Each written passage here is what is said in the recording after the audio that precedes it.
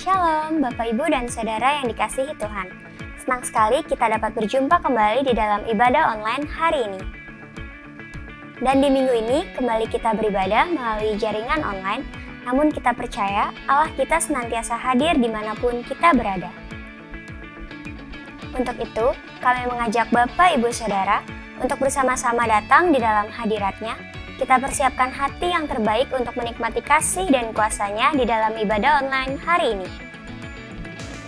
Hari ini kita akan dilayani oleh hamba-Nya, Gembala GBI Mangga Besar, yaitu Bapak Pendeta Muda Herlambang, yang akan disertai dengan perjamuan kudus.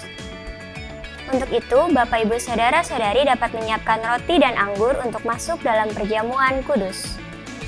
Anak di bawah 12 tahun diharapkan tidak mengambil perjamuan kudus.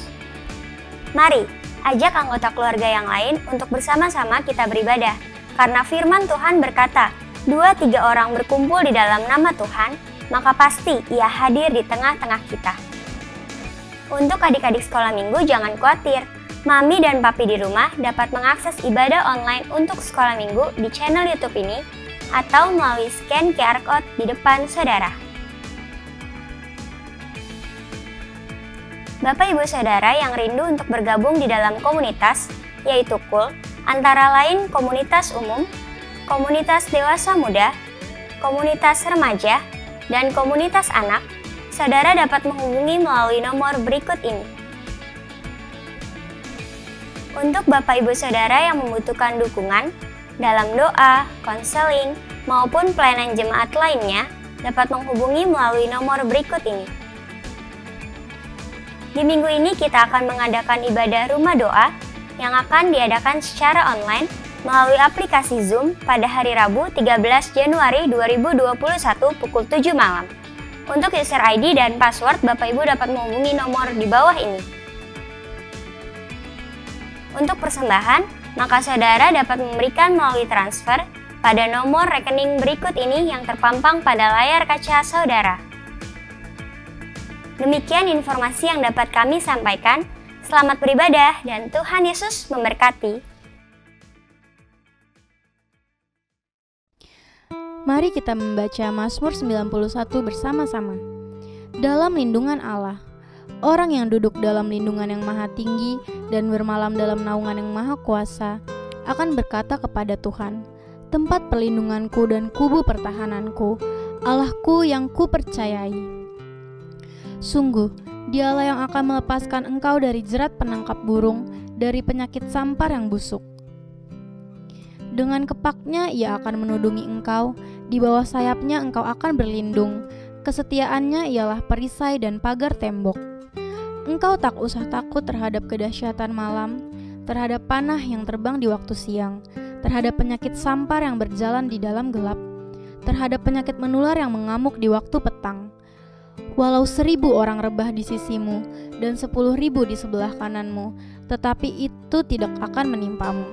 Engkau hanya menontonnya dengan matamu sendiri dan melihat pembalasan terhadap orang-orang fasik. Sebab Tuhan, Ialah tempat perlindunganmu. Yang maha tinggi telah kau buat tempat perteduhanmu. Malapetaka tidak akan menimpa kamu, dan tulah tidak akan mendekat kepada kemahmu.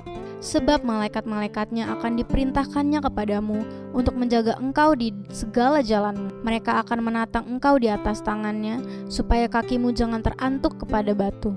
Singa dan ular tedung akan kau langkahi.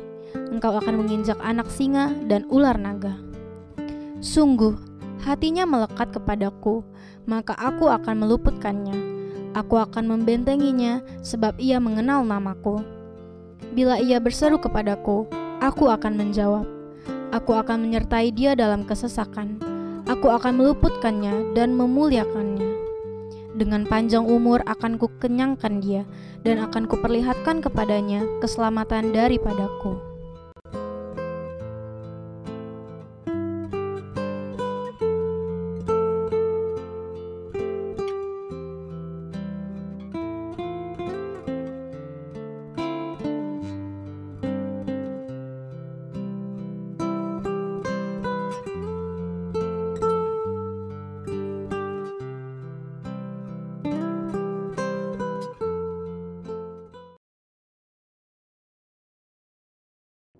Shalom saudara, dimanapun saudara berada, saya percaya Tuhan selalu memberkati dan menyertai. Memasuki bulan Februari, keluarga besar kita GBI Jalan Jenderal Gatot Subroto selalu mempraktekkan persembahan sulung sebagai persembahan yang terbaik kepada Tuhan. Ekspresi memberi yang terbaik bisa berupa non-materi seperti ucapan syukur, penyembahan, dan melayani pekerjaan Tuhan, serta materi.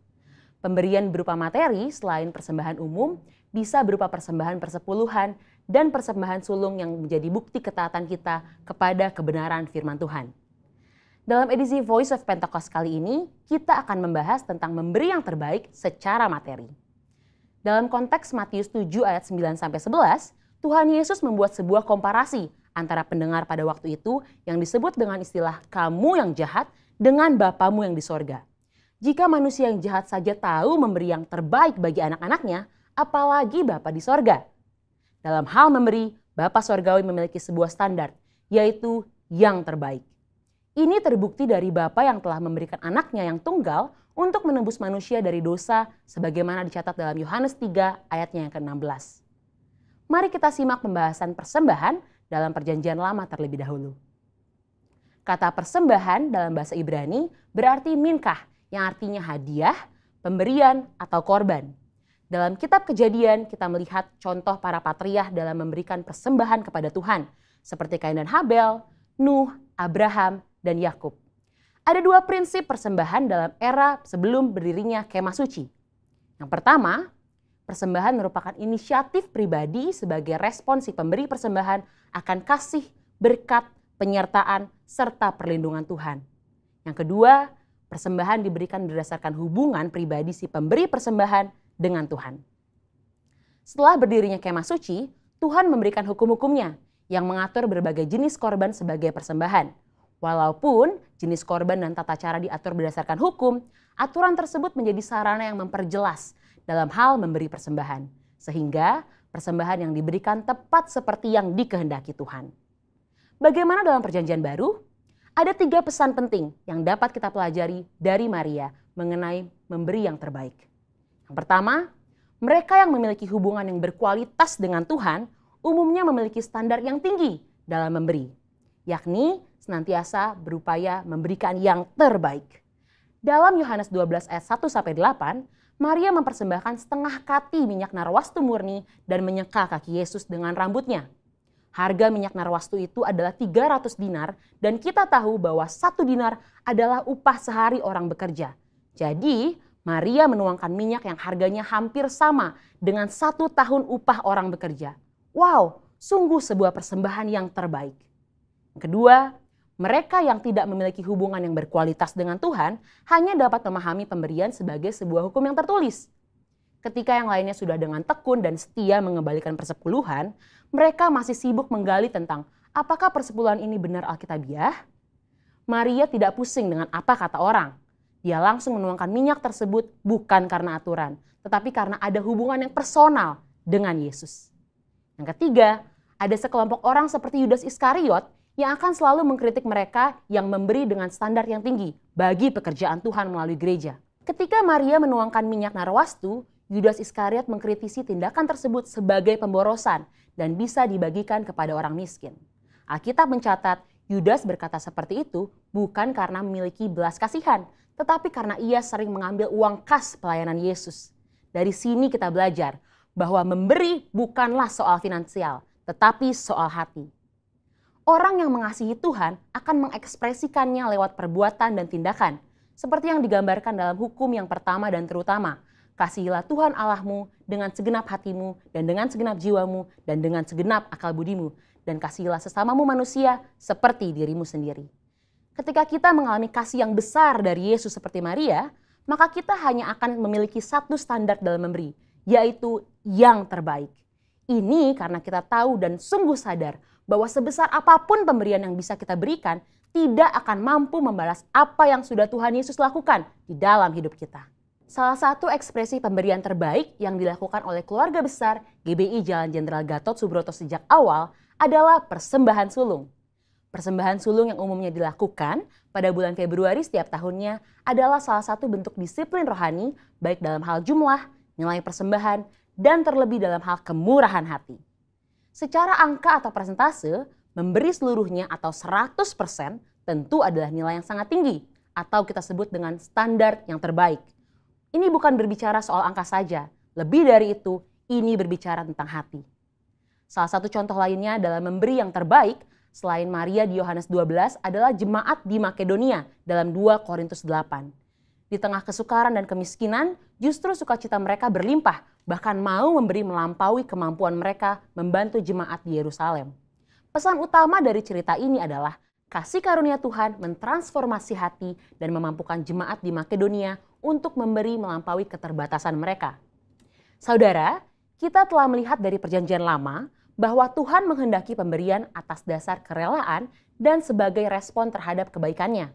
Di dalam Perjanjian Baru kita belajar 2 contoh, yaitu Maria yang berani memberikan persembahan yang mahal harganya di kaki Yesus karena dia telah merasakan kasih Tuhan, dan dari jemaat di Makedonia dengan sukacita dan kerelaan memberi yang terbaik, bahkan melampaui kemampuan mereka. Mari kita memberi yang terbaik bagi Tuhan sebagai respon atas kasih, berkat, penyertaan dan perlindungan Tuhan di dalam hidup kita yang didasari oleh iman kita kepadanya. Saudara, untuk penjelasan lebih lengkapnya dari tim teologi kami, jangan lupa buka link yang ada di atas atau scan QR Code yang tersedia. Selamat memberi yang terbaik, Tuhan Yesus memberkati.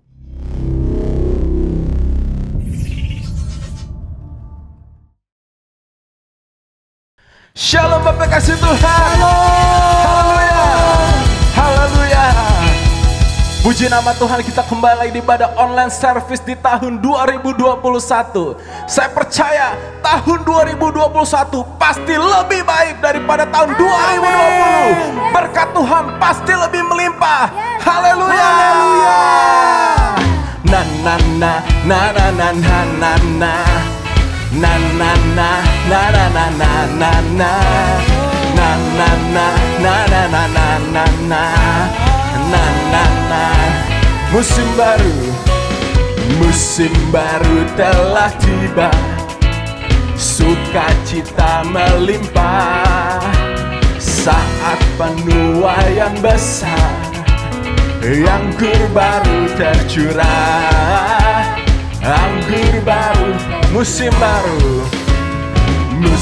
baru telah tiba, sukacita melimpah saat penuaian besar, anggur baru tercurah. Dengan iman katakan, oh, oh, kelimpahan datang, oh, oh, saatnya bersorak, oh, oh, kesembuhan datang, yang lemah berkata, oh, oh, oh, kelimpahan datang, oh, oh, saatnya bersorak, oh, oh, kesembuhan datang, yang lemah berkata, ku kuat. Katakan, na na na na na na na na na. Na na na na na na na na na na na na na na na na na na na na. Musim baru telah tiba, sukacita melimpah saat penuaian besar, anggur baru tercurah. Anggur baru, katakan dengan iman, oh, oh, kelimpahan, oh, oh, saatnya bersorak, oh, oh, kesembuhan datang, yang lemah berkata, oh, oh, oh, kelimpahan, oh, oh, saatnya bersorak, oh, oh, kesembuhan datang, yang lemah berkata, ku kuat. Saya percaya tahun 2021 pasti lebih baik daripada tahun 2020. Berkat Tuhan, mujizat pasti terjadi. Yang percaya dengan iman katakan, oh, oh, kelimpahan datang, oh, oh, saatnya bersorak, oh, oh, kesembuhan datang, yang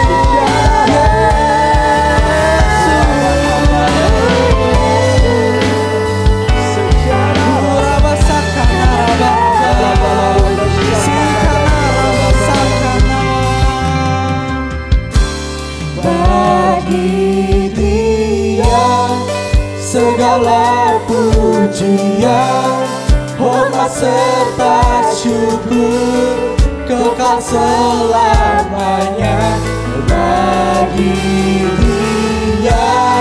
Segala pujian, hormat serta syukur selama-lamanya. Yes Lord. Bagi Dia segala pujian, hormat serta syukur kekal selamanya. Bagi Dia segala pujian, hormat serta syukur selama-lamanya. Bagi Dia segala pujian, hormat serta syukur kekal selamanya. Bagi Dia segala pujian, hormat serta syukur selama-lamanya. Mari angkat tangan kita bersama-sama. Bagi Dia segala pujian, hormat serta syukur kekal selamanya. Bagi Dia segala pujian, hormat serta syukur selama-lamanya. Selama-lamanya.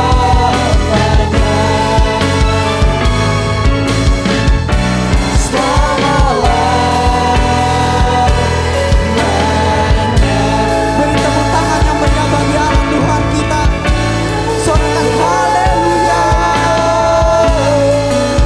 Oh, terima kasih Tuhan, Kau yang sembah. Oh, terima kasih Bapa.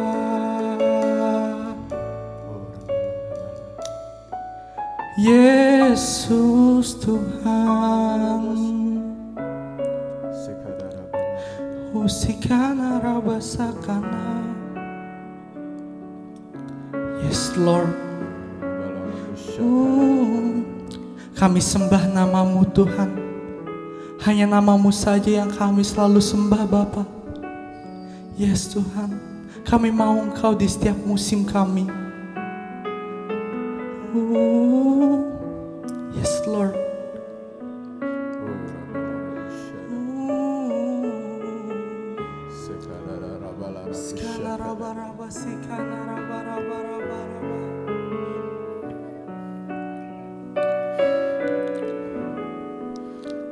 Bapa, ini kami Tuhan, umat-Mu. Bapa, ini kami Tuhan, anak-anak-Mu. Gereja-Mu, bait suci-Mu Tuhan.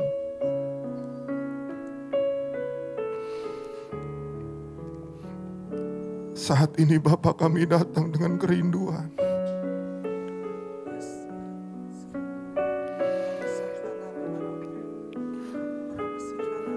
Tuhan, masuki tahun 2021 ini, kami perlu Tuhan lebih lagi.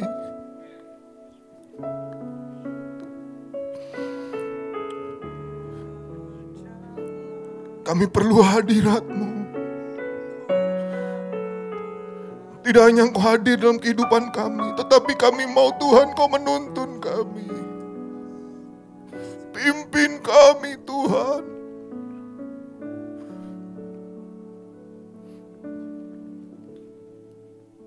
Ini kami ya Bapa. Ini kerinduan kami.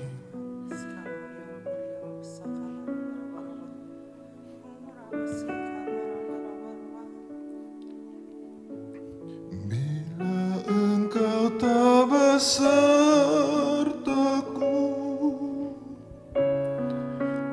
ku tak mau berjalan. berjalan. Ku perlu Tuhan, pimpin langkahku dengan kasih karunia-Mu. Pimpin langkahku setiap waktu, berjalan dalam Roh-Mu. Nyatakan Tuhan kemuliaan-Mu, dan berjalanlah denganku. Ini doa kami Tuhan. Bila Engkau tak besertaku, ku tak mau berjalan. Ku perlu Tuhan, pimpin langkahku dengan kasih karunia-Mu. Pimpin langkahku setiap waktu, berjalan dalam Roh-Mu. Nyatakan Tuhan, nyatakan Tuhan kemuliaan-Mu, dan berjalanlah denganku. Saya katakan, bila Engkau tak besertaku, kami butuh Engkau Tuhan. Ku tak mau berjalan. Ku perlu Tuhan, pimpin langkahku dengan kasih karunia-Mu. Pimpin langkahku setiap waktu, berjalan dalam Roh-Mu. Nyatakan Tuhan kemuliaan-Mu, dan berjalanlah denganku. Nyatakan ya Tuhan, nyatakan Tuhan kemuliaan-Mu, dan berjalanlah denganku. Nyatakan Tuhan, nyatakan Tuhan kemuliaan-Mu, dan berjalanlah denganku. Ini doa kami Tuhan, berjalan bersama-Mu Tuhan. Pimpin hidup kami ya Tuhan. Kami butuh Engkau Tuhan, lebih lagi Tuhan. Lebih dari tahun yang lalu, kami perlukan Engkau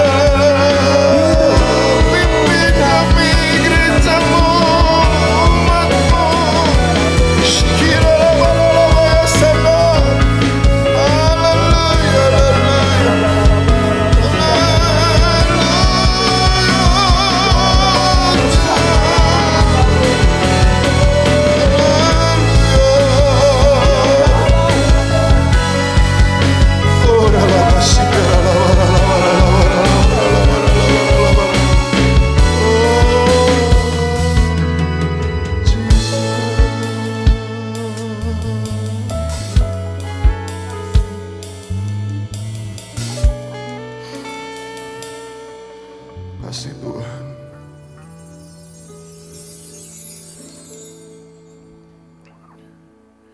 Ini doa kami Tuhan. Kerinduan kami.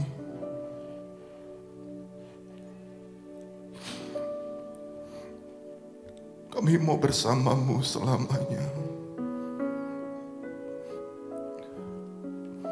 Dipimpin oleh-Mu.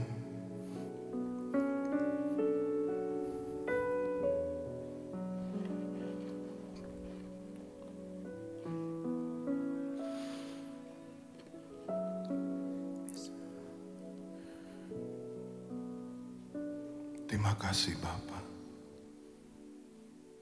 Ya saat ini kami rindu untuk mendengar firman-Mu. Firman-Mu yang mengubah hidup kami, memerdekakan kami, memulihkan kami, menyembuhkan kami, memberkati kami. Saat ini ya Bapa, berbicaralah pribadi lepas pribadi. Kami sambut firman-Mu dengan ucapan syukur terima kasih. Di dalam nama Tuhan Yesus kami berdoa. Haleluya. Amin. Amin. Shalom Bapak Ibu, saudara kasih Tuhan, puji Tuhan. Kalau saat ini kita boleh bersama-sama memasuki tahun yang baru, tahun 2021. Saya percaya bahwa tahun 2021 akan lebih baik daripada tahun 2020. Amin. Amin saudara. Nah mari kita sama-sama saat ini kita renungkan firman Tuhan yang diambil dari Roma 8 ayat 28 dan 29. Demikian firman Tuhan. Kita tahu sekarang bahwa Allah turut bekerja dalam segala sesuatu untuk mendatangkan kebaikan bagi mereka yang mengasihi Dia, yaitu bagi mereka yang terpanggil sesuai dengan rencana Allah. Sebab semua orang yang dipilihnya dari semula, mereka juga ditentukannya dari semula untuk menjadi serupa dengan gambaran anaknya, supaya ia anaknya itu menjadi yang sulung di antara banyak saudara. Nah Bapak Ibu saudara kasih Tuhan, sebelum kita merenungkan lebih lanjut firman Tuhan ini, saya mau bercerita begitu kesaksian ya. Jadi saya ini melayani di Mangga Besar sudah dari tahun 2000. Jadi saat ini memasuki tahun yang ke-21. Ada orang yang bertanya begini, Pak, kok Bapak bisa bertahan sampai hari ini melayani gitu ya? Di Mangga Besar, Bapak suka ya melayani gitu. Saya berpikir pada waktu itu kalau hanya karena suka melayani, ya saya suka melayani begitu. Tapi kalau hanya karena suka melayani, maka saya akan jenuh, saya akan bosan, dan mungkin saya udah nggak layanin lagi gitu. Karena manusia punya namanya titik jenuh begitu ya. Kalau kita terus-menerus melakukan hal yang meskipun kita sukain, kita akan jenuh. Kayak contoh begini, apa saja yang Bapak Ibu suka makanan gitu ya, apa saja Bapak Ibu yang suka gitu, makanan yang disukain gitu ya, yang favorit begitu. Tapi kalau setiap hari makan itu terus, maka kita akan bosan gitu ya. Kita nggak akan sanggup lagi untuk makan. Jadi kalau saya gitu ya, saya besar di Jawa, saya suka makan gudeg. Kalau pagi, umpama saya pagi makan gudeg, siang makan gudeg, malam makan gudeg, besokannya seharian makan gudeg, lusa makan gudeg lagi, saya nggak sanggup lagi saudara. Meskipun saya suka makan gudeg, tapi kalau terus menerus saya akan jenuh, saya akan bosan, dan saya udah nggak sanggup lagi untuk makan. Nah itu, kalau kita hanya mendasarkan suka saja, maka kita akan jenuh, dan kita nggak akan lakukan lagi. Saya teringat dengan Rasul Paulus. Di dalam pelayanan Rasul Paulus banyak mengalami tantangan, banyak mengalami pergumulan, banyak mengalami penderitaan di dalam pelayanannya. 5 kali dia disesah, setiap kali disesah itu 40 kurang 1. Didera 3 kali, didera saudara. Dilempari di batu, dipenjara, dan masih banyak penderitaan-penderitaan lain yang dialami oleh Rasul Paulus. Tetapi dia tetap setia melayani Tuhan. Dia tetap percaya kepada Tuhan. Dia tetap setia, saudara, berharap kepada Tuhan. Apa yang membuat Rasul Paulus ini tetap setia kepada Tuhan? Tetap bertahan di dalam ujian-ujian penderitaan di dalam hidupnya. Kita baca di dalam Filipi 3, ayat yang ke-13 dan ke-14. Aku melupakan apa yang telah di belakangku dan mengarahkan diri kepada apa yang di hadapanku dan berlari-lari kepada tujuan untuk memperoleh hadiah, yaitu panggilan surgawi dari Allah dalam Kristus Yesus.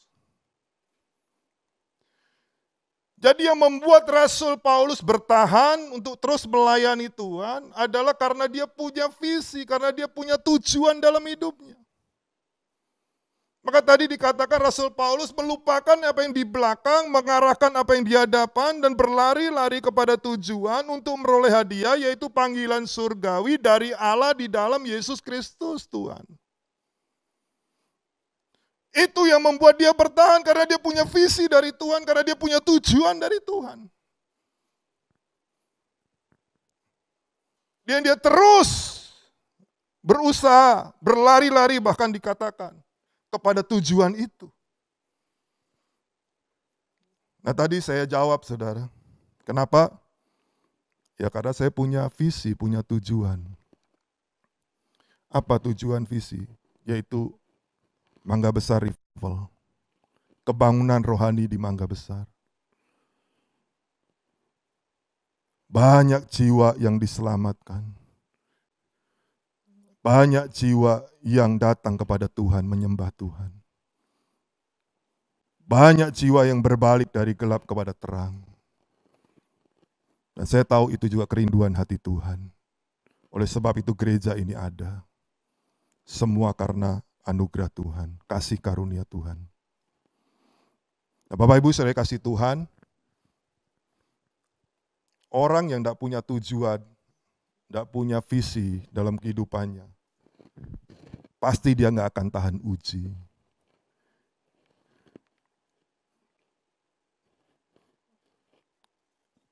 Dia nggak akan tahan ketika dia ngalamin pergumulan, persoalan, badai dalam rumah tangga, pekerjaan. Nggak akan bertahan. Orang-orang yang punya visi, punya tujuan dalam hidupnya yang dari Tuhan, dia akan bertahan. Amin. Berapa banyak rumah tangga berantakan, perceraian terjadi. Kenapa? Karena mereka tidak tahu, mereka tidak mengerti, mereka tidak punya visi atau tujuan dalam hidupnya. Nah Bapak Ibu saudara kasih Tuhan, mari kembali lagi kepada firman Tuhan di dalam Roma 8 tadi. Ayat 28-29 dikatakan demikian. Kita tahu sekarang bahwa Allah turut bekerja dalam segala sesuatu untuk mendatangkan kebaikan bagi mereka yang mengasihi Dia, yaitu bagi mereka yang terpanggil sesuai dengan rencana Allah. Jadi Tuhan punya tujuan, punya visi, punya rencana dalam kehidupan kita orang-orang percaya kepada Dia. Orang-orang yang dipanggil oleh, dipilih, dipanggil oleh Dia. Ayat 29 dikatakan, sebab semua orang yang dipilihnya dari semula, mereka juga ditentukan dari semula untuk menjadi serupa dengan gambaran anaknya, supaya ia, anaknya itu, yaitu Yesus, itu menjadi yang sulung di antara banyak saudara. Bapak Ibu saudara kasih Tuhan, ketika Abraham, Hawa diciptakan Tuhan, ditaruh di Taman Eden, mereka diciptakan itu serupa dan segambar dengan Allah.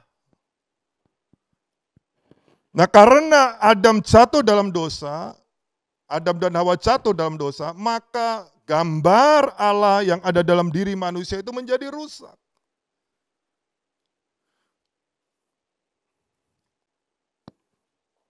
Sedangkan manusia diciptakan dari semula serupa dan segambar dengan Allah. Nah seperti apa Allah itu? Allah adalah roh.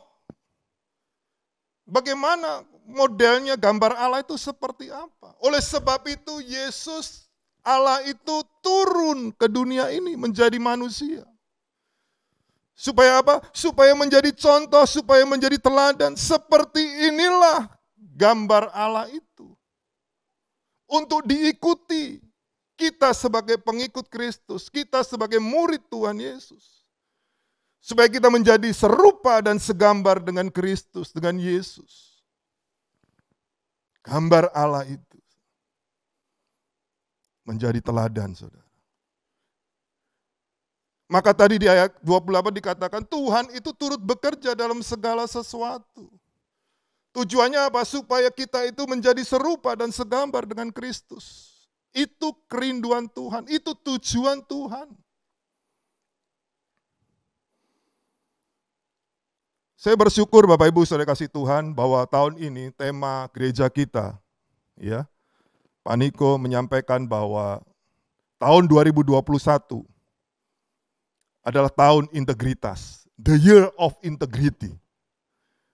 Integritas bicara tentang kualitas. Orang Kristen yang berdewasa secara rohani, yang berkualitas. Seperti apa? Ya seperti Kristus. Perkataan, perbuatan. Sebagai manusia dia menjadi contoh. Waktu itu murid-muridnya melihat. Dan ditulis di dalam Alkitab, saudara. Menjadi contoh yang kita bisa belajar, saudara. Seperti ini model murid Tuhan itu. Orang percaya itu, orang Kristen itu. Bapak Ibu, saudara kasih Tuhan, ke pertanyaan selanjutnya. Bagaimana kita bisa menjadi serupa dan segambar dengan Kristus? Gimana caranya? Bapak Ibu, saudara kasih Tuhan, yang pertama adalah kita ini sebagai manusia, kita itu bergaul dengan siapa, maka kita akan mirip dengan dia. Jadi saudara, kalau kita punya teman-teman, kita bergaul dengan teman-teman kita. Siapa teman-teman kita, maka kita akan mirip dengan dia. Saudara bergaul dengan orang-orang yang suka naik sepeda, maka nggak lama saudara akan nanti jadi ikut anggota jadi klub sepeda, saudara. Ya, karena dengan siapa kita bergaul, kita akan mirip dengan itu. Sekarang lagi ngetren hari-hari ini ya saudara. Jadi Bapak Ibu saudara, contohnya begini ya. Apa yang kita lakukan? Ya kita harus bergaul dengan Tuhan, karib dengan Tuhan. Ya, selalu miliki hati yang haus dan lapar akan Tuhan, akan kebenaran, saudara. Akan firman Tuhan. Seperti ini, hidup kita seperti, ini di depan saya ada gelas begitu saudara. Kalau saya isi dengan kopi gitu ya sampai penuh gitu ya, maka hitam gitu ya, kopi hitam gitu ya, pekat gitu hitam. Gambaran saya ilustrasikan sebagai gambaran sebagai manusia berdosa, begitu ya. Gambar Allah itu rusak, begitu ya, hitam gelap. Nah, kalau saya terus-menerus saya isi gelas yang berisi kopi tadi dengan air bersih, saudara, saya tuang terus-menerus, gitu ya, saya tuang terus-menerus. Maka yang terjadi adalah kepekatan kopi tadi perlahan-lahan itu akan berkurang. Yang tadinya 100% pekat, begitu ya. Kemudian berkurang mungkin menjadi 75%, terus kemudian 50%, terus isi air bersih terus lama-lama, maka air ini akan terisi semuanya dengan air bersih. Nah itu yang terjadi saudara. Jadi kalau kita mau menjadi serupa dan segambar dengan Kristus, miliki hati yang haus dan lapar akan Tuhan selalu, akan hadirat Tuhan. Rindukan kita selalu untuk selalu dipenuhi oleh Roh Kudus. Bila Roh Kudus terus memenuhi kita, bila urapan Tuhan terus mengalir dalam hidup kita, terus kita bergaul dengan Tuhan, berdoa, memuji, menyembah Tuhan,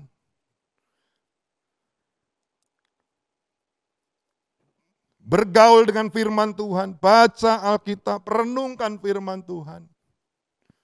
Mau saudara, kalau kita terus-menerus kita lakukan, seperti air tadi yang isinya kopi, hitam, lama-lama jadi bersih. Saudara,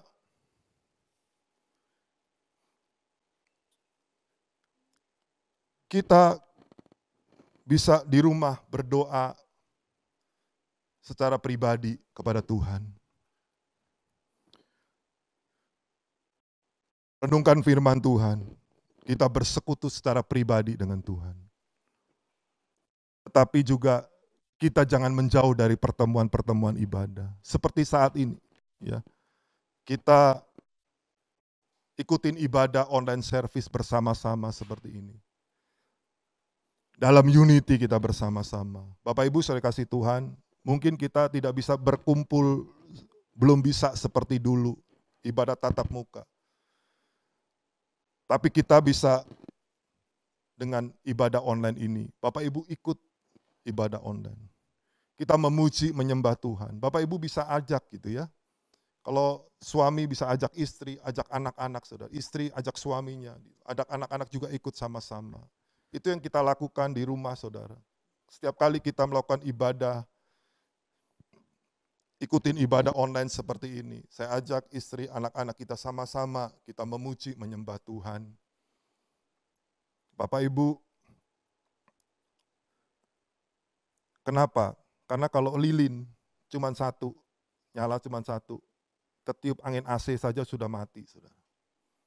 Tetapi Bapak Ibu coba bayangkan, kalau yang namanya api itu membesar, kebakaran hutan contohnya saudara, itu perlu waktu yang lama, nggak mati-mati itu api itu. Lama nggak mati-mati saudara. Kenapa?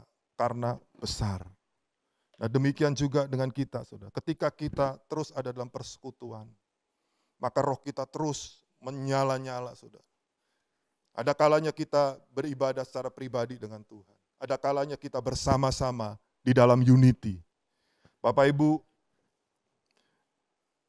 saya mengajak Bapak Ibu, mengundang Bapak Ibu untuk mari bergabung di dalam rumah doa. Kita ada, setelah kita ibadah online hari Minggu saudara, kita ada rumah doa.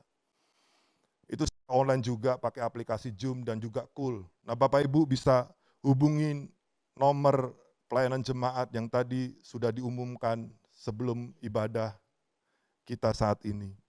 Bapak Ibu bisa telepon, Bapak Ibu bisa hubungin saudara.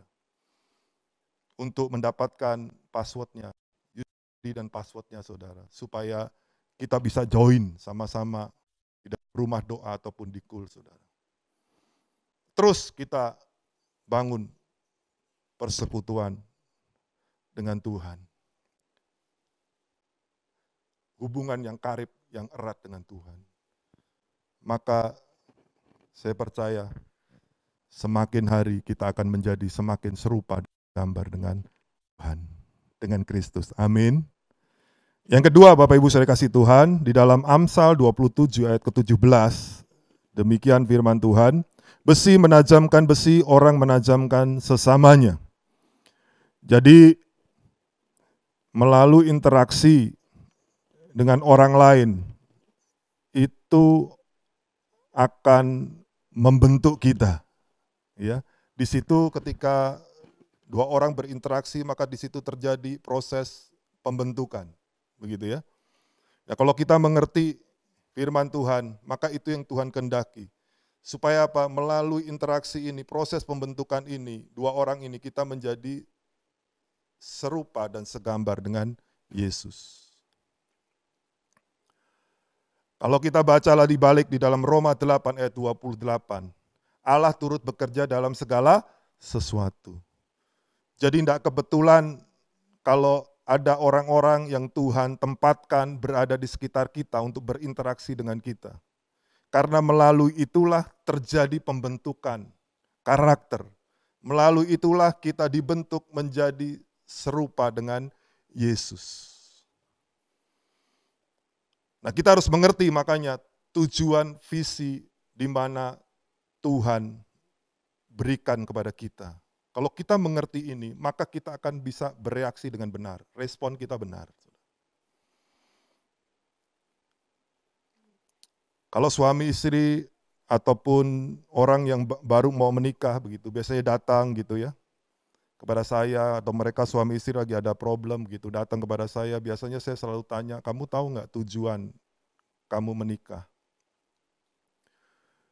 Bapak Ibu tahu nggak tujuan menikah? Atau engkau saudara tahu nggak kalau tujuan kamu kenapa kamu menikah? Nah, biasanya macam-macam saudara gitu ya. Tapi kalau kita kembali kepada firman Tuhan saudara, kebenaran saudara, Firman Tuhan dikatakan bahwa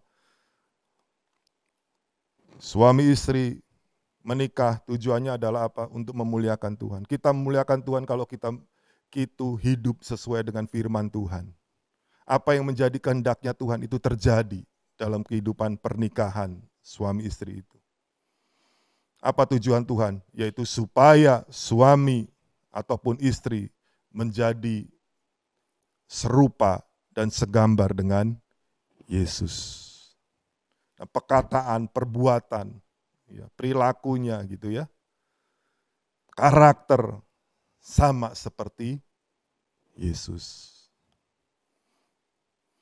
Oleh sebab itu melalui interaksi suami istri menolong suami untuk menjadi serupa dengan Yesus. Suami menolong istri untuk menjadi serupa dengan Yesus.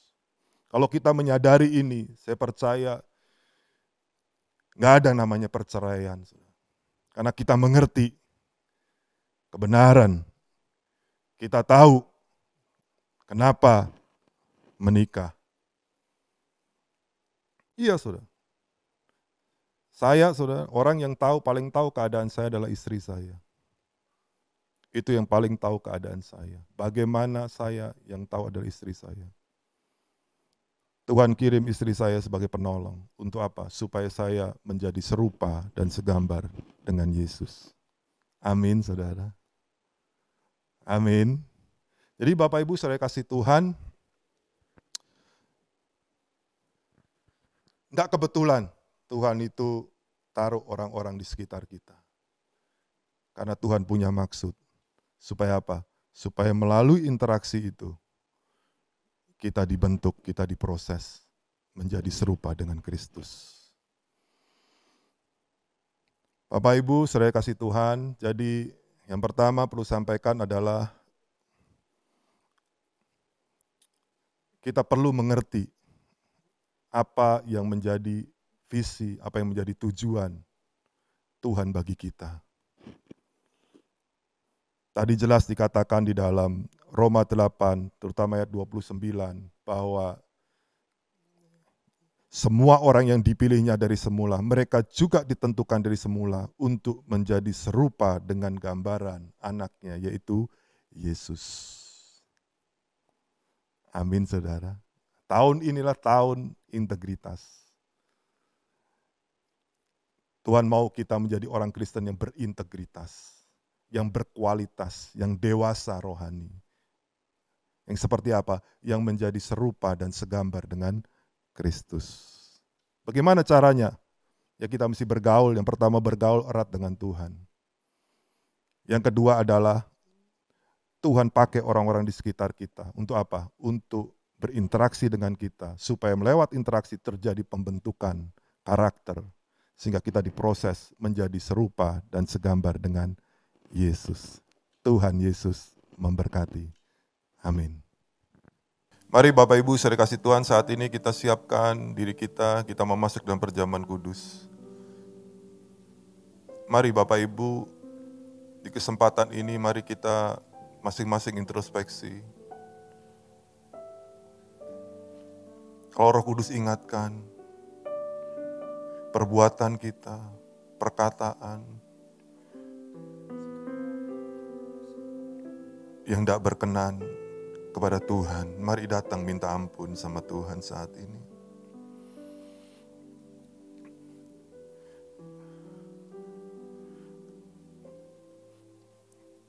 Minta ampun sama Tuhan saat ini.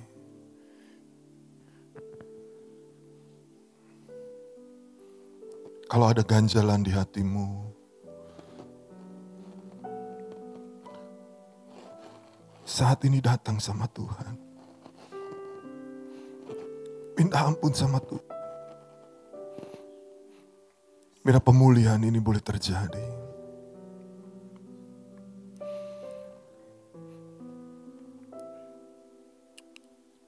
Makasih Tuhan. Ampuni kami ya Tuhan. Ampuni dosa kesalahan kami.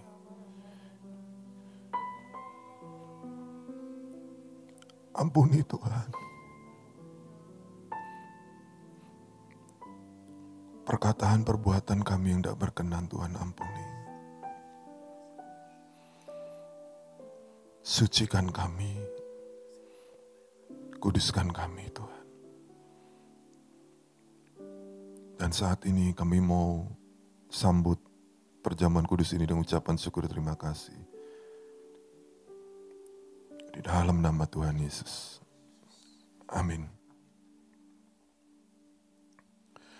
Sebab apa yang telah kuteruskan kepadamu telah aku terima dari Tuhan, yaitu bahwa Tuhan Yesus pada malam waktu ia diserahkan mengambil roti. Mari Bapak Ibu saudara kasih Tuhan, kita angkat roti kita di tangan kanan kita tinggi-tinggi. Dan sudah itu ia mengucap syukur atasnya. Ia memecah-mecahkannya dan berkata, inilah tubuhku yang diserahkan bagi kamu. Perbuatlah ini menjadi peringatan akan aku. Bapak Ibu saudara kasih Tuhan, bukankah roti yang kita pecah-pecahkan adalah persekutuan dengan tubuh Kristus? Mari kita makan sama-sama dalam nama Tuhan Yesus.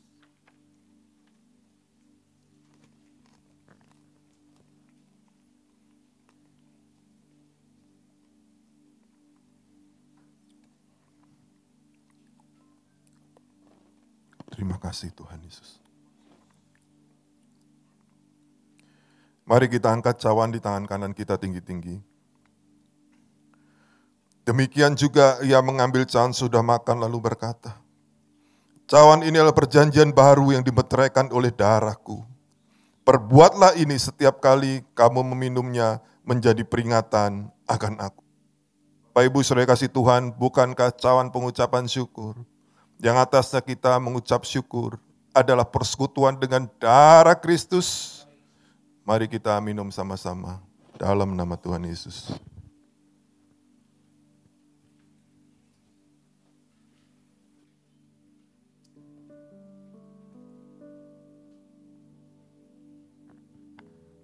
Terima kasih Tuhan. Ucap syukur saat ini Bapak Ibu. Terima kasih Tuhan, kami naikkan syukur buat kasih-Mu, buat pengorbanan-Mu Yesus kami bersyukur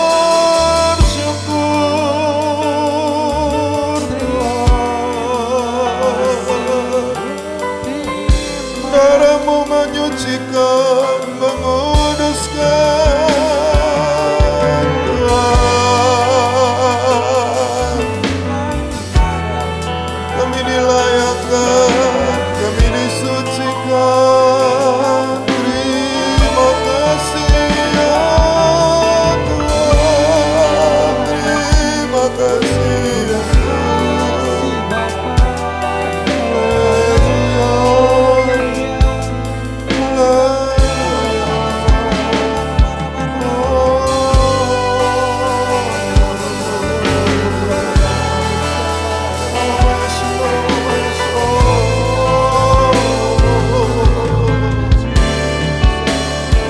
Bapak Ibu saudara kasih Tuhan, saat ini angkat kedua tanganmu saat ini. Masuk ke tahun 2021 ini, Tuhan kami minta urapan-Mu. Urapi Tuhan umat-Mu. Saat ini mereka yang mengangkat tangannya Tuhan, kami minta urapan-Mu ya Bapak. Kuasa-Mu Tuhan mengalir saat ini.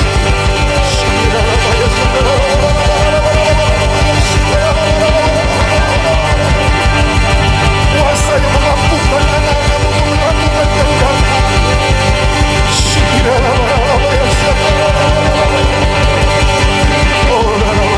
Jadi saksi Yesus yang memuliakan nama-Mu, yang menjadi saksi Yesus. Mengalir saat ini, terima dalam nama Yesus. Mengalir saat urapan ini. Terima kasih Bapak.